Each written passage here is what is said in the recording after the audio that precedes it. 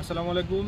যে যেখান থেকে দেখছেন সবাইকে স্বাগতম। আমাদের কুয়েতের আজকে কুয়েত প্রবাসীদের শ্রমবাজার নিয়ে গুরুত্বপূর্ণ বিষয় নিয়ে আজকে কথা বলবো আমাদের এই সংবাদকর্মী সহকর্মী জিসান মাহমুদের সাথে। সে যেহেতু সাম্প্রতিক সময়ে শ্রমবাজার নিয়ে ভিসার যে একটি বড় সিন্ডিকেট এবং ভিসার কীভাবে হাত বদলের কারণে ভিসাটা বাংলাদেশের প্রবাসীরা এখানে অনেক বেশি ক্ষতিগ্রস্ত হচ্ছে, সেই বিষয়ে আজকে আপনাদেরকে সম্পূর্ণ তুলে ধরবো। আপনারা সাথেই থাকুন। ধন্যবাদ পাবেল ভাই। এটি আসলে আমাদের কুয়েতে যারা আসতে চায় তাদের ক্ষেত্রে মূল সমস্যা। এখানে সরকারি খরচ হচ্ছে 1 লাখ সামথিং, অথচ একজন মানুষ কুয়েত আসতে বাংলাদেশ থেকে তার 7 থেকে 12 লাখ টাকা পর্যন্ত খরচ হয়। কিন্তু আমরা দেখি আমাদের পার্শ্ববর্তী দেশ ভারত, নেপাল, শ্রীলঙ্কা এরা আসতে কিন্তু 1 থেকে 1.5 লাখ, সর্বোচ্চ হয়তো 2 লাখ টাকা খরচ হয় তাদের। অথচ সেম বিষয় বাংলাদেশিরা আসতে খরচ হয় কত? 12 লাখ টাকা। আর এখানে এসে তারা খুবই নিম্নমানের কাজগুলো করে, যেমন ক্লিনারের কাজগুলো করে, বেতন হয় দেখা যাচ্ছে মাত্র 30,000 টাকা। তো এটা আসলে সরকারি খরচ যেহেতু 1 লাখ সামথিং, আমরা কিন্তু চাইলেই কিন্তু খুব অল্প খরচে আসতে পারতাম, কিন্তু সেটা হচ্ছে না আমাদের। তার কারণ হচ্ছে সরকারিভাবে উদ্যোগ না নেওয়া।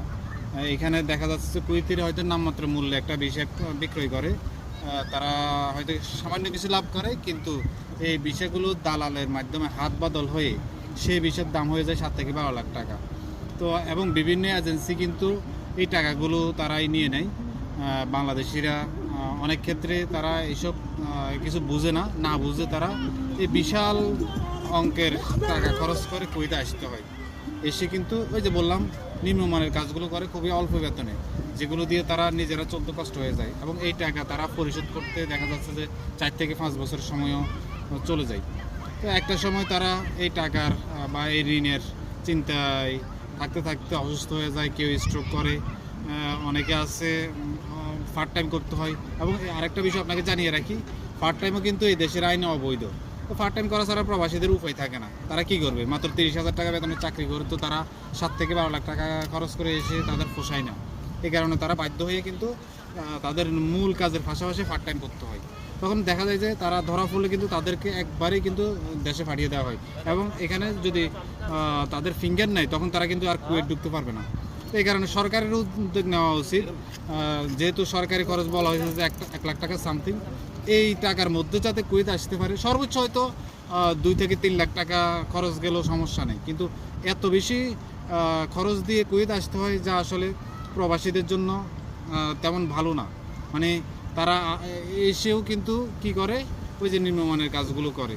তো এখন আমাদের প্রবাসী হিসেবে, একজন প্রবাসী হিসেবে বা একজন সংবাদকর্মী হিসেবে আমরা সরকারের কাছে জোর দাবি জানাচ্ছি, যাতে করে এই দালালদের বিরুদ্ধে তারা ব্যবস্থা নেয়। বিভিন্ন এজেন্সি যারা এই বিশাল এই টাকা তারা প্রবাসীদের থেকে হাতিয়ে নেয়, তাদের বিরুদ্ধে যাতে ব্যবস্থা নেয়, এবং সরকারিভাবে বিশেষ করে দক্ষ কর্মী যারা অনেকে আছে বাংলাদেশে, দক্ষ কর্মী তারা আসতে চায় কিন্তু আসতে পারতেছে না এই ভিসা জটিলতার কারণে এবং ভিসার দামটা বেশি হওয়ার কারণে। তো সরকারিভাবে উদ্যোগ নিয়ে যদি তাদেরকে অল্প খরচে কুয়েত নিয়ে আসতে পারে, বা সাধারণ শ্রমিকেরাও যাতে অল্প খরচে কুয়েত আসতে পারে, সেই ব্যবস্থা যদি সরকার করে, তাহলে বিপুল সংখ্যক বাংলাদেশি কিন্তু কুয়েতে এসে তাদের শ্রমকে কাজে লাগিয়ে দেশের এভিডেন্স প্রেরণ করতে পারবে। তো আমরা জোর দাবি জানাচ্ছি সরকার যাতে এ বিষয়ে ব্যবস্থা নেয়। ধন্যবাদ।